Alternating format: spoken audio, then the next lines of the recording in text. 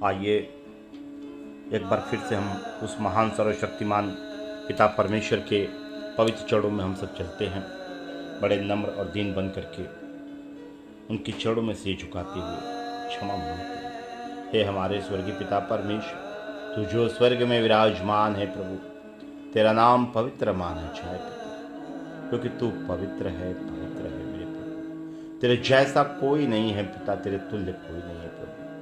इस जीवन का मालिक तू है पिता, मैं धन्यवाद देता हूँ। हे मेरे पिता, आज के सुंदर दिन में प्रभु हम भाई बहनों के द्वारा, इस पूरी कलेशिया के द्वारा हम सबसे जो भी पाप गुनाह अधर्म हुए हैं, हम सबके शब्दों कार्यों विचारों, मन के हर एक गंदे विचारों, आंखों के अभिलाषाओं, जीवन के हर एक घमंड के द्वारा, सोच समझ और इस बुद्धि के द्वारा मेरे पिता हम सब ने जो भी जाने अनजाने में पाप किए हैं पिता, सारे पाप, सारे गुनाह, सारे अधर्म को स्वीकार करते आपके पवित्र चरणों में से झुकाते हुए क्षमा मांगते पिता।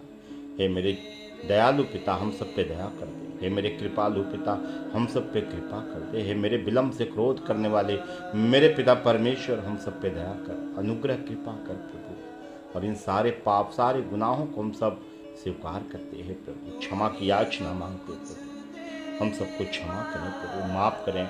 हे मेरे प्रभु यीशु, अपने पवित्र लहू से हम सबको एक बार फिर से तू धो करके शुद्ध, पवित्र, आशीषित करे, अपने दानों वरदानों से भरें पिता। पवित्र आत्मा आप हम सब की अगुवाई करें, मार्गदर्शन करें, जिससे कि हम सब आपके पवित्र अगुवाई में होकर के पिता स्वर्गीय राज्य और धर्म की खोज करने वाले स्वर्ग का वारिस हो, ज्योति की संतान ठहरने पाए प्रभु। होने दे पिता, अपने हाथों को बढ़ा प्रभु, हम सबको छू करके स्वर्गीय आशीषों से भर दे, अपने दानों वरदानों से भर मेरे पिता। एक पवित्र आत्मा आप हम सबकी अगुवाई करें और होने दे मेरे पिता, हम सबको ज्योति की संतान बना प्रभु, अपना पुत्र पुत्री बना मेरे पिता।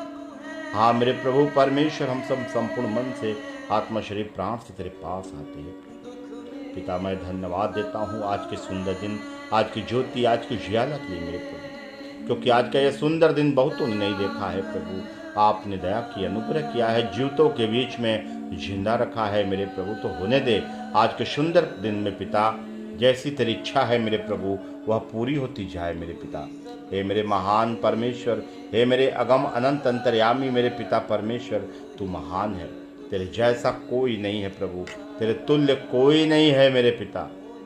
हे पवित्र आत्मा, हम सबकी अगुवाई करें, मार्गदर्शन करें पिता। हे मेरे प्रभु परमेश्वर, होने दे प्रभु, इन पवित्र वचन के द्वारा हमें सत्य का वचन बताएं पिता, सत्य की बातों को हम सब पे प्रकट करें प्रभु, जिससे कि हम जो बंधुआई में हैं, जिस बंधनों में जी रहे हैं मेरे पिता, उन बंधनों को यीशु मसीह के नाम में हम सब तोड़ते हुए आगे बढ़ते हैं पिता। होने दे प्रभु, आज हमारे बहुत से भाई बहन बहुत उपवास रखते हैं प्रभु, फिर भी उनकी जीवन में समस्याएं हैं, गरीबी है, श्राप है, बंधन है, बीमारियां हैं, शैतानी हरकतें हैं मेरे पिता। हे प्रभु परमेश्वर, होने दे, क्योंकि प्रभु उन्हें सत्य का ज्ञान नहीं था, जिसके कारण प्रभु वो असत्य में जी रहे थे हे पिता, और शैतान का अधिकार उनके जीवन में बराबर बना रहा था पिता, वो नाश होने थे। हे प्रभु, मैं धन्यवाद देता हूँ तेरी इस महान कृपा, दया, करुणा के लिए पिता, का आपने हम सब पे दया की, कृपा की, अनुग्रह किया है और इस पवित्र वचन के भेद को हम सब पे प्रकट किया है प्रभु, जिससे कि हम सत्य के वचन को जाने प्रभु।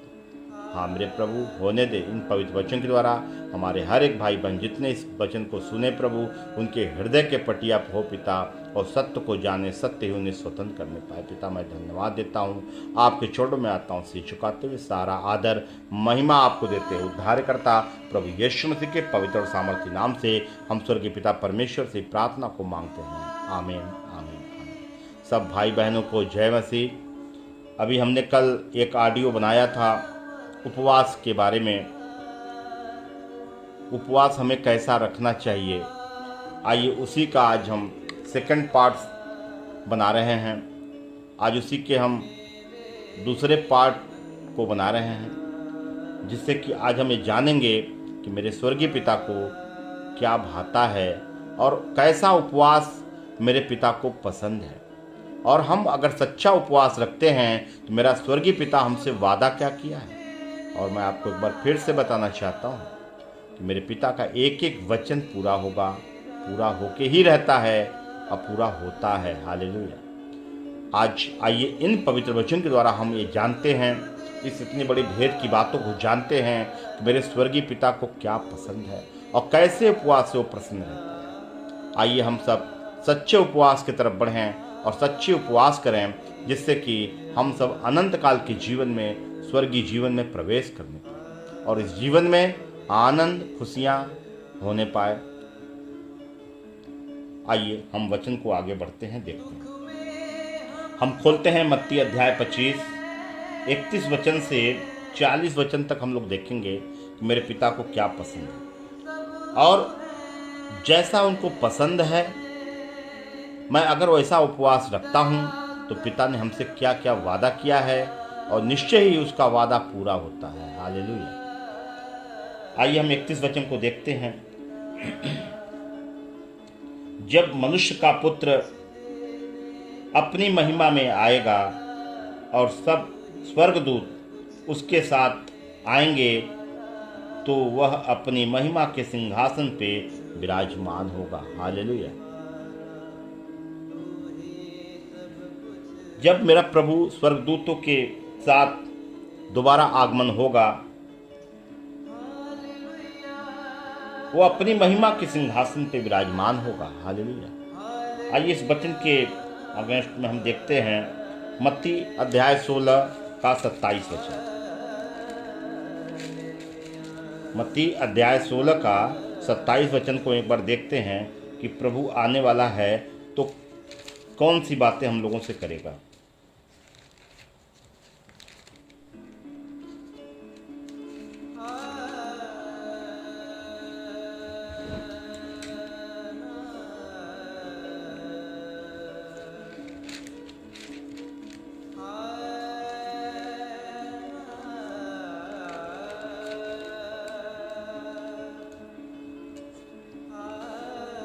आइए इस वचन को हम पढ़ते हैं। मनुष्य का पुत्र अपने स्वर्गदूतों के साथ अपने पिता की महिमा में आएगा और उस समय वह हर एक को उसके कामों के अनुसार प्रतिफल देगा। हालेलुया। आप एकदम समझ लीजिए इस बातों को कि मैं कौन सा काम कर रहा हूं। आज मैं प्रभु यीशु मसीह को जानता हूं, पहचान लिया हूं, उनकी सारी बातों को जानता हूं। बाइबल का बहुत अच्छा अध्ययन है। बाइबल के हर एक वचन को हम लोग जानने वाले हैं। बाइबल को हम लोग खूब पढ़ते भी हैं, लेकिन अपने कर्म को नहीं करते।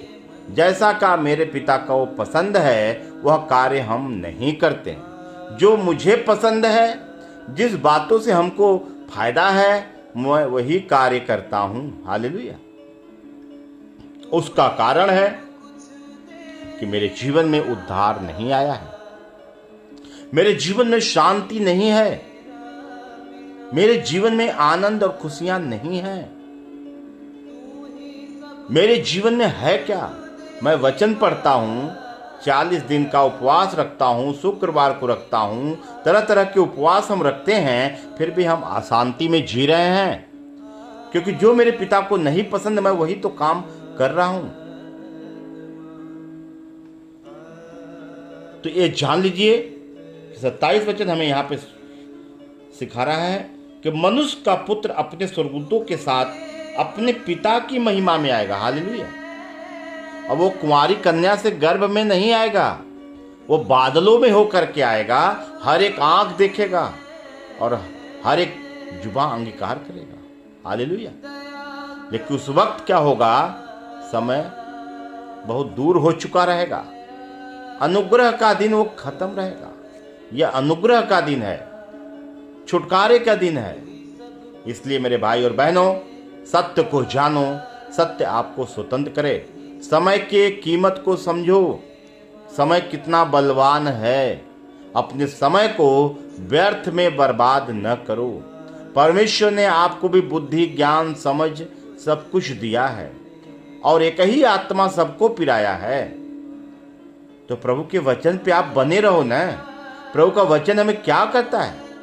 कहता है जब तुझ में विश्वास आ जाए तो तुम शिक्षकों को अधीन न रहना।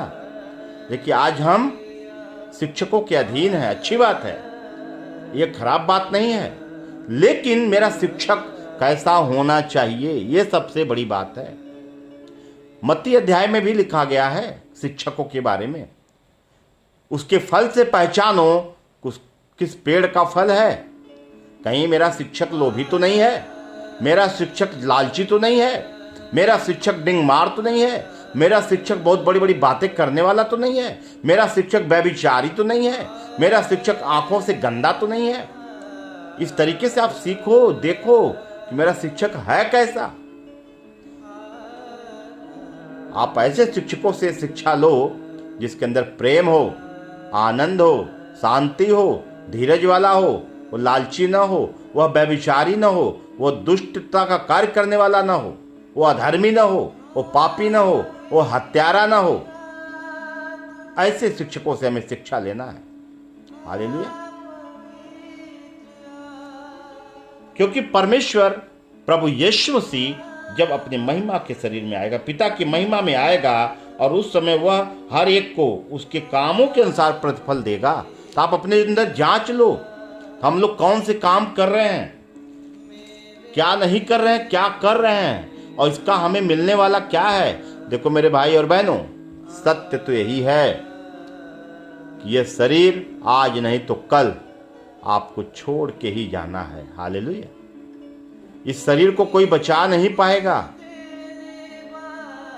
और आज हम जितने पाप करते हैं सिर्फ शारीरिक अभिलाषाओं को पूरी करने के लिए, जीवन की जरूरतों को पूरी करने के लिए हम 40 दिन का उपवास रखते हैं, शुक्रवार को उपवास रखते हैं, तरह तरह के उपवास रखते हैं।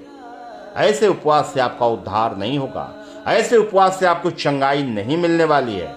चिन्ह चमत्कार तो शैतान दिखाएगा ही मेरे भाई और बहनों। चिन्ह चमत्कार के पीछे न भागो, क्योंकि चिन्ह चमत्कार के द्वारा बड़े बड़े गवाहियां होंगे। उन गवाही को देख करके हम मनुष्य गिरे पड़े हुए हैं, भीड़ की भीड़ लगा रहे हैं, उद्धार नहीं पा रहे हैं। भीड़ तो चल रहा है और हमने मनुष्य को ही ईश्वर बना दिया है। हमने उस मनुष्य को महिमा लगी देने। नहीं, हमें मनुष्य को महिमा नहीं देना है, हमें अपने स्वर्गीय पिता को महिमा देना है। क्योंकि ज्ञान उसी ने दिया, अनुग्रह उसने किया है, दया उसने किया है, क्षमा वही करेगा, सब कुछ तो देने वाला वही है। लेकिन आज हम कहां फंस गए, बहुत बुरे तरीके फंसे हैं। इसलिए इन सारे बंधनों को तोड़ो। परमेश्वर को कभी नहीं भाता कि आप अपने पेट को जला करके उपवास रखो। नहीं, परमेश्वर सच्चा उपवास चाहता है। आइए हम आगे वचन में देखते कि परमेश्वर को कैसा उपवास पसंद है। हम 32 वचन देखते हैं, मत्ती 25 अध्याय का 32 वचन। और सब जातियां उसके सामने इकट्ठा की जाएंगी, और जैसे चरवाहा भेड़ों को और बकरियों से अलग कर देता है, वैसे ही वह उन्हें एक दूसरे से अलग करेगा। हालेलुया। जब वो पिता के महिमा में आएगा तो क्या करेगा? न्याय के सिंहासन पर जब बैठेगा तो क्या करेगा? भेड़ को अलग करेगा और बकरी को अलग करेगा। हालेलुया। भेड़ है कौन, बकरी कौन है? पहले तो ये जानना है। जो परमेश्वर की आज्ञाओं को मानता है, जो अपने चरवाहा के पीछे हो लेता है। मेरा चरवाहा है कौन? मेरा चरवाहा तो यीशु मसीह है। हालेलुया। उसे छुड़ा मेरा कोई चरवाहा वरवाह नहीं है, क्योंकि ये वचन किसने दिया है? प्रभु यीशु मसीह ने दिया है। और उसने कहा अपने चेलों से, अपने नबियों से कि चेला बनाओ, आज्ञा मानना सिखाओ। हालेलुया। मेरा मेन चरवाहा तो वही है, हमें उसके पीछे हो लेना है। जो भाई बहन प्रभु की आज्ञाओं को मानता, प्रभु की इच्छा के अनुसार कार्य करता है, वही वो भेड़ होता है। जो भाई प्रभु की इच्छा को नहीं मानता, जो प्रभु की आज्ञाओं पे नहीं चलता है, वही बकरी है। हालेलुया। तो अब देखिए यहाँ पे प्रभु क्या कहता है, और सब जातियों उसके सामने इकट्ठा की जाएंगे। सब जाति, सिर्फ यहूदी नहीं, सिर्फ यीशु मसीह का विश्वासी नहीं, सब जातियां, सब के सब जितने इस पृथ्वी पे हैं। हालेलुया। सब जातियां इकट्ठी की जाएंगी, और जैसे चरवाहा भेड़ों और बकरियों से अलग कर देता है, वैसे ही उन्हें एक दूसरे से अलग करेगा। हमें क्या करेगा? उस वक्त भेड़ को कहेगा इधर खड़ा हो जा, बकरी को कहेगा इधर खड़ा हो जा। चलिए 33 वचनों को हम देखते हैं। वह भेड़ों को अपनी दाहिनी ओर और बकरियों को अपनी बाईं ओर खड़ा करेगा। 34 वचन को देखते हैं। तब राजा अपनी दाहिनी ओर वालों से कहेगा, हालेलुया, क्या कहेगा? अपनी दाहिनी ओर वालों से कहेगा, हे मेरे पिता के धन्य लोगों, आओ उस राज्य के अधिकारी हो जाओ जो जगत के आदि से तुम्हारे लिए तैयार किया गया है। हालेलुया, जगत के आदि से, क्योंकि आदि अंत अल्फा ओमेगा वही है, उसके अलावा कुछ भी नहीं है। तो कहता आओ उस राज्य के तुम अधिकारी हो जाओ। किसको कहा? भेड़ों को। हालेलुया, भेड़ों को कहा उस राज्य के तुम अधिकारी हो जाओ। लेकिन आज तो मैं इसी राज्य का अधिकारी बनना पसंद कर रहा हूं, ये जानते हुए कि मौत मेरे सर पे खड़ी है। आज नहीं तो कल हमें मरना है। वह घड़ी वह समय कोई भाई बहन नहीं जानता। फिर भी हम घमंड में फूले हुए हैं, फिर भी अपने ज्ञान में हम फूले हुए हैं। ये नहीं जानते ज्ञान आता कहां से। ज्ञान तो मेरे पिता ने हम सबको दिया है, बुद्धि उसने दिया है, समझ उसने दिया है। आज ऐसी क्या बात है? इस शरीर में से सिर्फ एक बहुमूल्य चीज निकल जाए, वो है आत्मा, प्राण। ये आत्मा निकल जाए तो मैं तो एक मूर्त के समान हो जाऊंगा। मैं देखते हुए भी नहीं देखूंगा, सुनते हुए भी नहीं सुनूंगा, अंधी बहरी गूंगी मूर्ति की तरह मैं हो जाऊंगा। मुझे 4 लोग पकड़ के इधर उधर करेंगे तो मैं इधर उधर होऊंगा। वही एक बहुमूल्य चीज मेरे शरीर से निकल गई। न मैं बोल सकता हूं, न देख सकता हूं, न सुन सकता हूं, न चल सकता हूं, कुछ भी नहीं कर सकता। अरे मेरे भाई, हम लोग नासवान हैं, आज नहीं तो कल नाश होना है। किस बात का तुम घमंड करते हो मेरे भाई और बहनों? मत घमंड करो, प्रभु के पीछे हो लो और उसकी आज्ञाओं को मानना शुरू कर दो। आप बाइबल उठाओ, मेरी बातों को ना मानना, बाइबल उठाओ। देखो वचन क्या कहता है हमसे, कौन सी बातें करता है। ये बाइबल है क्या? आज हम प्रार्थना करते कहते हे प्रभु हमें नम्र बना, हमें दीन बना, तेरी इच्छा पूरी हो, मेरी इच्छा पूरी ना हो। अरे यार, बात तो मैं कर रहा हूं। ये बाइबल है क्या? ये बाइबल प्रभु की इच्छा है, प्रभु का मन है, प्रभु की सोच है, प्रभु का विचार है। ये बाइबल प्रभु की आज्ञा है। हालेलुया। क्यों उन्होंने दिया? कि मेरे पुत्र मेरे पुत्री तेरे मार्ग भटकने ना पाए।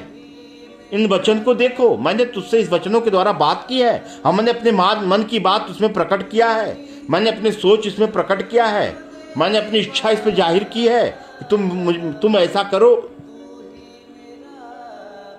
लेकिन आज हम उस पिता की इच्छा को पूरी नहीं करते। आज हम अपनी इच्छाओं को पूरी करने के लिए कलीसियाओं में भीड़ के भीड़ लगाए हुए हैं, नाटक को देख रहे हैं, सामर्थ को देख रहे हैं, चंगाई को देख रहे हैं और बड़ी बड़ी गवाहियां स्टेज पर खड़े होकर के दे रहे हैं। क्या यीशु मसीह चंगा करता था तो क्या वो गवाही दिलाता था किसी से? क्या यीशु मसीह में से सामर्थ निकलता था तो कोई फेंकाता था, गिरता था? कोई नहीं गिरता था। जिस व्यक्ति के अंदर सामर्थ निकलेगा ना, वो चंगा हो जाएगा। इधर मैं कहता हूं कि प्रभु की सामर्थ आ गया, उधर मैं बीमार हूं। इधर मैं कहता हूं कि अरे मेरे अंदर सामर्थ है। मैं कितना अंधा हूं, मैं कितना बहरा हूं, मेरी सोच बिगड़ गई है, मेरी बुद्धि बिगड़ गई है, मैं सोच नहीं सकता। मेरे बुद्धि को शैतान ने हर लिया है। हालेलुया। आइए उस महान परमेश्वर के पवित्र चरणों में चल के अपने घुटनों को टिकाइए, परमेश्वर से क्षमा मांगो, प्रभु से कहो हे पिता हमें अपने ज्ञान प्रकाश की आत्मा दे, हमें अपने ज्ञान और पहचान में हमें आगे बढ़ा, इस बुद्धि को तेजोमय कर, जिससे कि प्रभु तेरी पवित्र बुलाहट की आशा को हम जाने कि इस जीवन से तेरी बुलाहट की आशा है क्या। परमेश्वर निश्चय ही आप पे दया करेगा, अनुग्रह करेगा और सत्य को जानोगे आप। आइए आगे वचन को हम देखते हैं। प्रभु किसके लिए कहा? भेड़ों के लिए कहा कि आओ उस राज्य के अधिकारी हो जाओ। अब देखिए क्यों कहा प्रभु? 35 वचन को देखते हैं, मत्ती अध्याय 25 का 35 वचन। क्योंकि मैं भूखा था और तुमने मुझे खाने को दिया, हालेलुया। मैं प्यासा था और तुमने मुझे पानी पिलाया। मैं परदेसी था और तुमने मुझे अपने घर में ठहराया। मैं नंगा था और तुमने मुझे कपड़े पहनाए। मैं बीमार था और तुमने मेरी सुधि ली।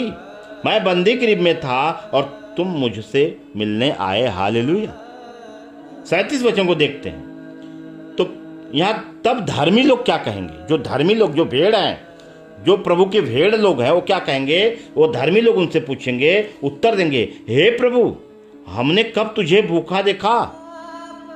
वो कहेंगे, हे प्रभु, मैंने तुझे कब भूखा देखा और कब खिलाया, या प्यासा देखा और पानी पिलाया?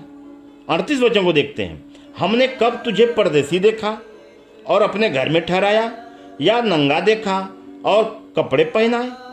हमने कब तुझे बीमार या बंदी गृह में देखा और तुझसे मिलने आए? तब क्या होगा?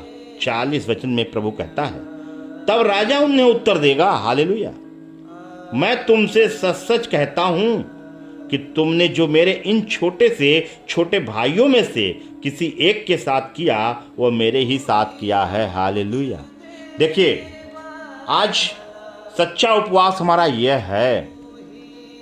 सच्ची उपवास, सच्ची उपासना, सच्ची धार्मिकता, सच्चा प्रेम, सच्ची प्रार्थना, सच्ची आराधना यही है कि हम मानव की सेवा करें।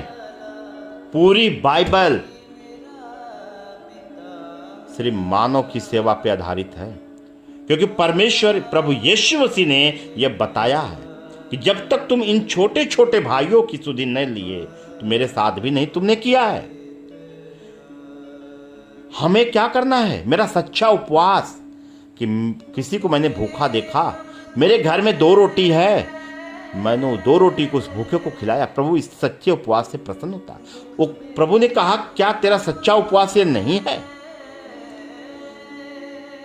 कि भूखों को तू अपनी रोटी खिला, नंगों को अपना वस्त्र पहना, विधवाओं को देख, कंगालों को देख, अनाथों को सुधि ले, मारे मारे फिरते को अपने घर ला, उसकी सुधि ले, उसकी सेवा कर। परमेश्वर कहता है कि तू गिरे हुए को उठा, तेरा यही उपवास है। तू नम्र बन जा, तू दीन बन जा, तू क्षमा कर, तेरा यही उपवास है। मैं आपको विश्वास दिलाना चाहता हूं मेरे भाई और बहनों, इस वीडियो के माध्यम से, इस ऑडियो के माध्यम से मैं प्रभु का एक सत्य का सुसमाचार आपके कानों तक पहुंचाना चाहता हूं। अगर आप अपने जीवन में आनंद, खुशी चाहते हो, चंगाई चाहते हो, हमेशा हमेशा के लिए चंगा होने चाहते हो, तो आज मेरे कहने से आप इन बातों को अपने जीवन में उतारना शुरू कर दो। आप किसी कलेसिया में मत जाओ। आपका ईश्वर आपके घर में है, परमेश्वर मेरे साथ है। प्रभु का वचन कहता है कि देह पवित्र आत्मा का मंदिर है, हालेलुया। परमेश्वर तो मेरे मध्य है, मेरे बीच में है, लेकिन मेरे पापों, मेरे गुनाहों, मेरे अधर्मों के कारण, मेरे श्रापों के कारण वो मुझसे दूर खड़ा रहता है। मैं आपसे विनम्र निवेदन के साथ एक बार फिर से विनती करता हूं, हाथ जोड़ करके आपके पैरों पर गिर करके मैं विनती करता हूं मेरे भाई और बहनों, कि सिर्फ आप इन आज्ञाओं को मानना शुरू कर दो। सिर्फ प्रभु की आज्ञा मानो। प्रभु ने वादा किया है, यूहन्ना 14 अध्याय में प्रभु ने हम सबसे वादा किया है कि यदि तुम मुझसे प्रेम रखते हो तो मेरी आज्ञाओं को मानोगे। मेरी आज्ञाओं को तुम मानोगे तो मैं पिता से विनती करूंगा, तुम्हें एक सहायक देगा, सत्य की आत्मा। जब तुम पे आएगा सारी बातें तुम पे प्रकट कर देगा, हालेलुया। और वह सत्य की आत्मा को संसार ग्रहण नहीं करेगा, लेकिन तुम उसे जानते हो मेरे भाइयों और बहनों। तो आप सोच लो, अगर हम आज्ञा को मानेंगे तो निश्चय हमें सत्य की आत्मा यानी पवित्र आत्मा हमें मिलेगा। और जब पवित्र आत्मा हमें मिलेगा तो हमें सारी बातें सिखाएगा, क्योंकि वही मेरा गुरु है, वही हमें सिखाने वाला है, वही हमारी सहायता करने वाला है, वही हमारी मदद करने वाला है, वही हमें शैतानों से छुड़ाने वाला है, वही हमारी बीमारियों से चंगाई देने वाला है, वही हमें छुटकारा देने वाला है, वही हमें आनंद और खुशियां देने वाला है। क्योंकि वह पवित्र आत्मा जब अपने इस मंदिर के अंदर विराजमान होगा पवित्र आत्मा है कौन ये जान लो। पिता पुत्र पवित्र आत्मा तीनों एक हैं। पिता की आत्मा ही पवित्र आत्मा है। हालेलुया। और जब पवित्र आत्मा मुझ में आएगा तो पवित्र आत्मा एक ज्योति है। जब इस मंदिर में ज्योति जलेगी तो कौन सा अंधकार की शक्ति रह पाएगी मेरे भाई और बहनों। सारे अंधकार की शक्तियां मिट जाएंगी और हमारे जीवन में ज्योति आएगी, उजाला आएगा, एक नई रोशनी आएगी और ये जीवन मेरा बदल जाएगा। आज तब मैं उस परमेश्वर की गा करके महिमा करूंगा, लोगों को बताऊंगा कि मेरा पिता कितना महान है। आप बताओ आज समाज में कितनी बुराइयां फैल रही हैं। परमेश्वर ने कभी धर्म जात की बातें नहीं की है। परमेश्वर ने कभी नहीं कहा कि तुम ये करो वो करो। प्रभु यीशु मसीह आया तो सारे नियम को तोड़ा, पुराने नियम को तोड़ करके एक नया नियम बना दिया है। हालेलुया। उस पुराने नियम को और भी टाइट करके नया नियम बनाया है। आज हम उनकी आज्ञाओं को मानेंगे तो निश्चय ही हमारा जीवन बदलेगा। और मेरा सच्चा उपवास यही है कि तुम्हारे पास 2 रोटी है तो भूखों को खिला दो, तुम्हारे पास 2 वस्त्र है नंगों को पहना दो, किसी जरूरतमंद की जरूरत है, मेरे पास 1000 है तो उसकी मदद कर दो, मेरे पास है तो उसको नहीं ना करो। क्योंकि प्रभु का वचन कहता है यदि तुझसे कोई मांगे तो उसे देना, और तुझसे कोई 2 कदम चलने कहे उससे 2 मील चले जाना। हालेलुया। मेरे भाइयों, अपने आप को नम्र और दीन बना लो। और मैं आपसे वादा करता हूं, और एक बात मैंने अभी इसके पहले विनम्रता से कहा है, हाथ पैर जोड़ा है आप लोगों का। आप पहला काम यही करो कि नम्र बन जाओ। नम्र कैसे बनोगे आप? नम्र की परिभाषा समझ लो। हमें दीन बनना है, लेकिन जानते हो हम करते क्या हैं? हम तुझसे कम नहीं हैं। उसने मुझे गाली दिया है, उसने मुझ पे मुकदमा किया है, उसने मुझे जेल में भिजवाया है, मेरी सास मुझको गाली दी है, मेरा ससुर मुझसे नफरत करता है, मेरा बाप मुझसे नफरत करता है, मेरी माँ मुझसे नफरत करती है। फिर बाप क्या है कि मेरा पुत्र मेरी बात नहीं मानता। नहीं, आज मैं आपसे एक बात कहना चाहूंगा, आप नम्र बन जाओ, दीन बनो और मेरे कहने से जाओ। मैं मानता हूं कि आपने गलती नहीं की है, गलती अगले की है, फिर भी मैं कहता हूं कि आप अपने को नम्र बनो। यीशु मसीह अपने को नम्र और दीन बन गया था, अपने चेलों का पांव तक धोता था, धोया था। उन्होंने कहा कि सिखाया, देखो इसी रीत से तुम किया करो। आज हम वो काम नहीं करते। आज तो हम पास्टर हैं, पादरी हैं, हमें आदर और सम्मान चाहिए। प्रभु का दास ऐसा नहीं होता है। प्रभु का दास नम्र होता है, प्रभु का दास दीन होता है। वो अपने चेलों का पैर धुल देता है। हालेलुया। लेकिन यहां आज हम पास्टर हैं, पादरी हैं, हम अपने चेलों के पास जाएंगे तो सोचेंगे मैं ऊंचे कुर्सी पर बैठा है, हमें अच्छा नाश्ता पानी कराए, मेरा बर विदाई करे, और नहीं देते अरे यार मेरा कोई सेवा किया ही नहीं। हालेलुया। ये ऐसे दासों से आप सावधान रहो, ऐसे ऐसे दासों से आप सजग रहो, क्योंकि भेड़ के रूप में भेड़िए हैं और अंत में तुम्हें फाड़ खाएंगे। मेरे भाई और बहनों, इन बातों से आप सजग हो जाओ। आइए आगे हम देखते हैं प्रभु का वचन हमें क्या करता है। जब हम ऐसा काम करते हैं तो प्रभु हमें और क्या क्या देता है। हालेलुया। जैसे अभी मैंने पवित्र वचन को बताया है, और मैंने एक बार फिर विनम्र निवेदन करूंगा, हम अपने सारे भाई बहन, जितने हमारे भाई बहन इस वीडियो को सुने देखें, इसके द्वारा आप अपने पड़ोसी में, अपने भाई में, अपने परिवार में, जिससे भी आपका मतभेद हो, लड़ाई हो, झगड़े हो, नफरत हो, ईर्ष्या हो, आप मेरे कहने से प्रभु का बेटा समझ के, प्रभु की आज्ञाओं को मान करके, मैं आपसे फिर हाथ जोड़ता हूं और कहता हूं, आप जाना, उसके पैर को पकड़ना, कहना मेरे बहन, मेरे भाई, मेरे पिता, मेरे माँ, मेरे बाप, मेरे पड़ोसी, मुझसे तुम्हें जो भी दुख हुआ है, मेरे द्वारा जो भी तुमको कष्ट हुआ है, मेरे शब्दों से, मेरे कहने से, मेरी बातों से मैंने जो भी तुमको चोट पहुंचाई है, आज मैं तुमसे क्षमा मांगता हूं। मुझे माफ कर दो, मुझ पे तुम दया करो, मुझ पे कृपा करो। देखो वह पड़ोसी आपको क्षमा करेगा, माफ करेगा, क्योंकि आप मेरी बात नहीं, प्रभु की बात मान करके आप गए हो। आप क्या किए? प्रभु की बातों को मान करके गए हो। तो निश्चय परमेश्वर उस विरोधी का मन बदल देगा। और वो तुमको क्षमा करेगा और वो नफरत प्रेम में बदल जाएगा। तो एक बार सोचने को मजबूर होगा, कहेगा यार इसके अंदर इतनी बदलाव कैसे। तो जब प्रेम बढ़ेगा तो पूछेगा कि तुम ऐसा क्यों किए, किसके कहने पे किए। तो आप कहोगे कि मुझको प्रभु का वचन मिला था, प्रभु के वचन ने हमें कहा था, पवित्र आत्मा ने मुझे सिखाया था और मैंने ऐसा ही किया है। तब प्रभु का वचन यहाँ पूरा होगा। प्रभु कहा ना कि तुम अपने समान अपने पड़ोसी से प्रेम रखो। हालेलुया। तब वो आत्मा खींचा हुआ प्रभु के पास आएगा। करे यार ये तो बहुत अच्छी शिक्षा है।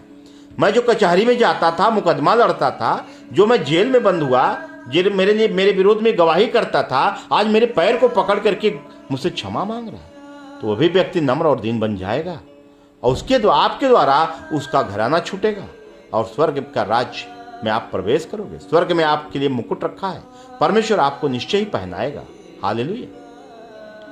आइए इस वचन के क्रम में और हम आगे देखते हैं कि जब हम भूखों को खाना देते हैं, नंगों को वस्त्र पहनाते हैं, विधवाओं को देखते हैं और मारे फिरतों को करते हैं, बंदीगिरी में जो रहता है उसकी हम सुधि लेते हैं। जब मैं ऐसा करता हूं तो प्रभु हमें और क्या क्या देने का वादा किया है। हालेलुया।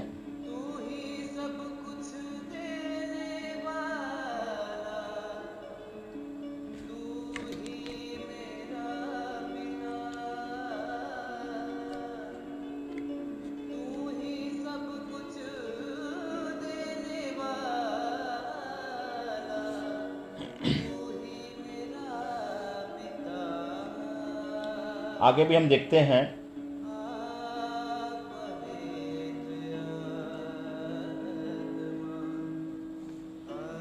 व्यवस्था विवरण को देखते हैं। 9 अध्याय 9 से 18 वचन को देखेंगे हम लोग। फिर उसी समय मैंने तुमसे कहा कि मैं तुम्हारा भार अकेला नहीं सकता। सॉरी, ये गलत निकल गया है मेरे भाई और बहनों। 9 अध्याय का हमें देखना है, इसके लिए क्षमा चाहता हूं आप लोगों से। 9 अध्याय का 9 से 18 वचन। जब मैं उस वाचा के पत्थर की पटियाओं को जो यहोवा ने तुमसे बांधी थी लेने के लिए पर्वत के ऊपर चढ़ गया, तब 40 दिन और 40 रात पर्वत ही के ऊपर रहा और मैंने न तो रोटी खाई न पानी पिया। अब देखिए यहाँ पे इस वचन को इसलिए लाया हूं कि अभी आप कहोगे कि मूसा भी 40 दिन 40 रात पर्वत पे उपवास में था। हालेलुया। आप बताना ये उपवास पर्वत पर क्यों था? जहां परमेश्वर की आत्मा थी, परमेश्वर स्वयं था वहां पे, और ये पटिया किसने दिया था? परमेश्वर ने दिया था। क्या उस पहाड़ पे भोजन मिलेगा? और मूसा किसके लिए उपवास था? मान लिए मैं उपवास था, किसके लिए था? लोगों के लिए। और मूसा, आगे मैं वचन को पढ़ता हूं, 11 वचन को देखता हूं। और 40 दिन और 40 रात के बीच जाने पर यहोवा ने पत्थर की वो 2 वाचा की पटियाएं मुझे दी। मूसा कहता है, और यहोवा ने मुझसे कहा, उठ यहां से झटपट नीचे जा, क्योंकि तेरी प्रजा के लोग जिनको तू मिस्र से निकाल कर ले आया है वो बिगड़ गए हैं। जिस मार्ग पर चलने की आज्ञा मैंने उन्हें दी थी उसको उन्होंने झटपट छोड़ दिया है, अर्थात उन्होंने तुरंत अपने लिए एक मूर्ति ढालकर बना लिया। फिर यहोवा ने मुझसे यह भी कहा कि मैंने उन लोगों को देख लिया, वे हठीली जाति के लोग हैं। इसलिए अब मुझे तू मत रोक, ताकि मैं उन्हें नष्ट कर डालूं और धरती के ऊपर से उनका नाम व चिन्ह तक मिटा डालूं। और मैं उनसे बढ़कर एक बड़ी सामर्थी जाति तुझी से उत्पन्न करूंगा। तब मैं उल्टे पैर पर्वत के नीचे उतरा चला और पर्वत अग्नि से दहक रहा था और मेरे दोनों हाथों में वाचा की पटियाएं थीं। और मैंने देखा कि तुमने अपने परमेश्वर यहोवा के विरुद्ध महापाप किया और अपने लिए एक बछड़ा ढालकर बना लिया, और तुरंत उस मार्ग से जिस पर चलने की आज्ञा यहोवा ने तुमको दी थी उसको तुमने तह दिया। तब मैंने उन दोनों पटियाओं को अपने हाथों में लेकर फेंक दिया और तुम्हारी आंखों के सामने उनको तोड़ डाला। तब तुम्हारे उस महापाप के कारण जिससे करके तुमने यहोवा की दृष्टि में बुराई की और उसे रीस दिलाई, थी, मैं यहोवा के सामने मुंह के बल गिर पड़ा और पहले किनाई अर्थात 40 दिन और 40 रात तक रोटी न खाई और न पानी पिया। हालेलुया। अब यहाँ पे मूसा क्यों नहीं पानी पिया, क्यों नहीं रोटी खाया? मैंने पहले भी वचन में बताया था कि उपवास है क्या। यहां मूसा दुख में चला गया, पीड़ा में चला गया, जिसको मैंने मिस्र से इतनी मेहनत करके छुड़ा के लाया, इतने कष्ट सहा और इतना सब कुछ सिखाया, और उसने क्या किया? पाप किया, प्रभु के विरोध में काम किया। अब परमेश्वर ने उनसे कहा कि मैं इसे नाश करूंगा। अब मूसा को यह डर था, मूसा को यह डर था कि ये सब तो नाश हो जाएंगे, मेरे भाई बहन तो अब नष्ट हो जाएंगे। उस दर्द में, उस शोक में मूसा सब कुछ त्याग दिया था। हालेलुया। देखिए, आज आपके ऊपर कौन सा शोक है जो आप उपवास रखते हो? किसके लिए शोक करते हो मेरे भाई? किसको बचा रहे हो आप शोक करके? मुझको तो नहीं लगता कि आप लोग किसी को बचाने के लिए शोक करते हो। आप तो अपने उन्नति के लिए शोक करते हो, आप अपने चंगाई के लिए करते हो, आप पवित्र आत्मा को पाने के लिए 40 दिन उपवास रखते हो। सिर्फ पाने के लिए, देने के लिए नहीं, लेने के लिए बात उपवास रखते हो मेरे भाई। हमें देना है, दूसरों के लिए, दूसरे के लिए करो आप। अब फिर परमेश्वर पेट जला के उपवास रहने वाले से प्रसन्न नहीं होता, जैसा कि वचन अभी आगे बताया गया है। हालेलुया। आइए इसी में हम आगे भी देखते हैं। मीका 6 अध्याय का 6 वचन से 6, 8 और 9, 6, 7, 8, 9 वचन को देखते हैं। मीका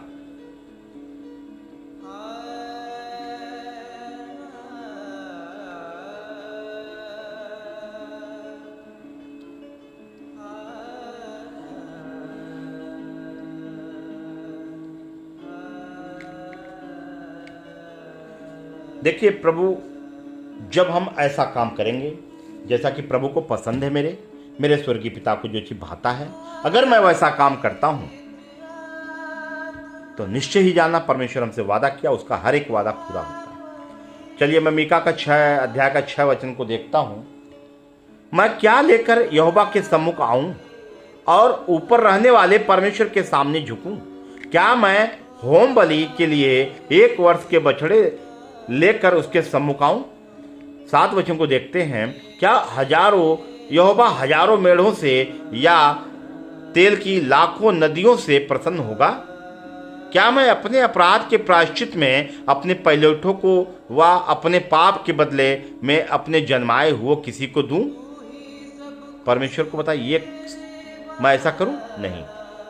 8 वचन में देखते हैं। हे मनुष्य, वह तुझे बता चुका है, हालेलुया, कि अच्छा क्या है। परमेश्वर यीशु मसीह ने पहले ही हम सबको यहोवा परमेश्वर भी बताया है कि क्या वो अच्छा है, और यहोवा तुझसे इसे छोड़ और क्या चाहता है।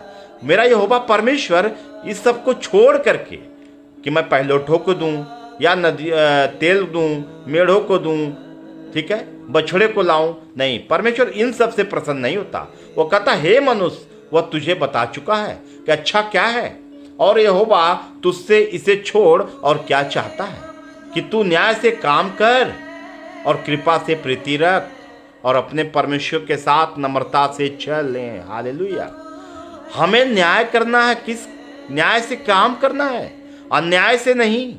और हमारे अंदर कृपा होना चाहिए, हमें कृपा से प्रीति प्रेम रखना है। मेरे अंदर कृपालु का स्वभाव होना चाहिए। मेरा पिता कृपालु है, मेरे पिता दयालु है, मेरा पिता नम्र है, मेरा पिता दीन है। तो हमको भी नम्र दीन बनना पड़ेगा। हमारे अंदर भी वो कृपा होनी चाहिए, हमारे अंदर भी भलाई होनी चाहिए, हमारे अंदर भी नम्रता होना चाहिए। लेकिन ये सब तो है ही नहीं, हम सिखाने वाले के पास नहीं है, तो हमारे विश्वासी के पास कहां से आएगा? हालेलुया। 9 वचन को देखते हो। यहोवा इस नगर को पुकार रहा है और संपूर्ण ज्ञान तेरे नाम का भय मानना है। राजदंड की जो उसे देने वाला है उसकी बातें सुनो। हालेलुया। यहोवा इस नगर को पुकार रहा है, यहोवा परमेश्वर इस देश को पुकार रहा है, और संपूर्ण ज्ञान तेरे नाम का भय मानना है। जो परमेश्वर का ज्ञान हमें मिला है उस ज्ञान के द्वारा परमेश्वर का तेरे नाम का भय मानेंगे और राजदंड की जो उसे देने वाला है उसकी बात सुनेंगे। हालेलुया।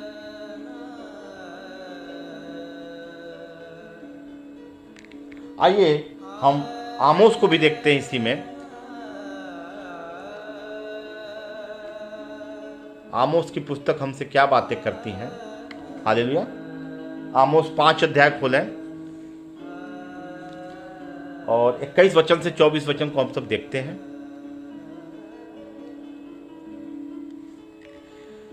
इक्कीस वचन में हम देखते हैं कि मैं तुम्हारे पर्वों से बैर रखता हूं और उन्हें निकम्मा जानता हूं और तुम्हारी महासभाओं से मैं प्रसन्न नहीं। आज हम बहुत पर्व मना रहे हैं। हालेलुया। परमेश्वर ऐसे पर्व से बैर रखता है जैसा पर्व आज आप लोग मना रहे हो। कोई 25 दिसंबर मना रहा है, कोई अखमेरी रोटी का पर्व मना रहा है, कोई खजूर का पर्व मना रहा है। ऐसे पर्व से और बड़ी बड़ी महासभाएं कर रहे हैं। ऐसे महासभाओं से, ऐसे पर्व से परमेश्वर प्रसन्न नहीं होता। मेरे भाई और बहनों, चाहे तुम मेरे लिए होम बलि और अन्न बलि चढ़ाओ तो भी मैं प्रसन्न ना होऊंगा। तुम्हारे पाले हुए पशुओं मेल बलि की ओर न ताकूंगा। हालेलुया। आज हमारे बहुत से भाई बहन कलेसियाओं में क्या लेके जाते? गेहूं, चावल, दाल, जो उनके खाते में हुआ है वो कहते मैं प्रभु के लिए ले जा रहा हूं। हालेलुया। और हमारे सिखाने वाले भाई बहन कहते हैं दोगे तो तुमको दिया जाएगा। अरे मेरे भाई, क्या दोगे? ये नहीं देने की जरूरत है। प्रभु का वचन बांटो, परमेश्वर तुमको और भी आत्मिक रोटी से भरेगा। ये वचन बांटने की बात कहा है। धन, गेहूं, चावल, धन, रुपया, पैसा बांटने की बातें नहीं कहा है। हालेलुया।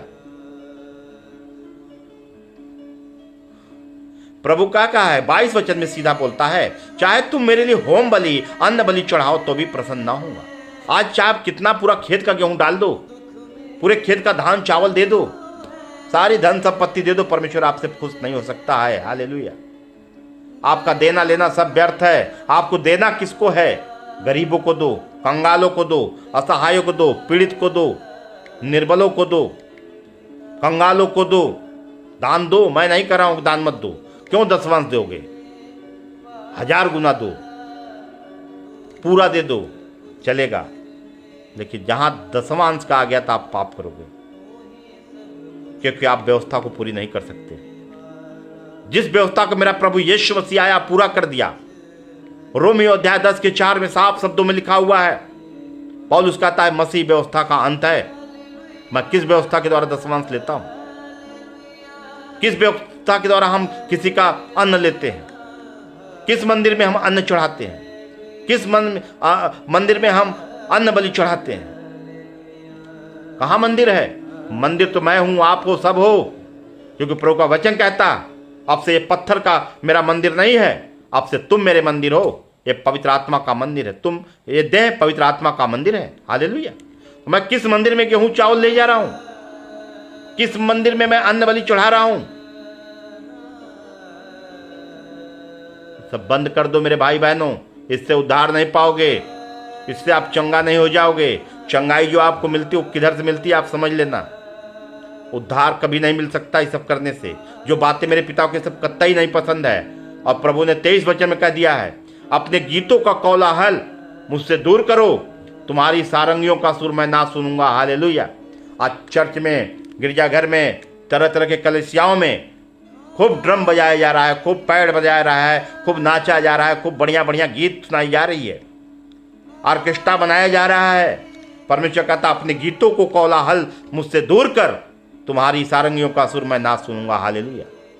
फिर 24 वचन में कहता है, परंतु न्याय को नदी के नाई और धर्म महानद के नाई बहने दो।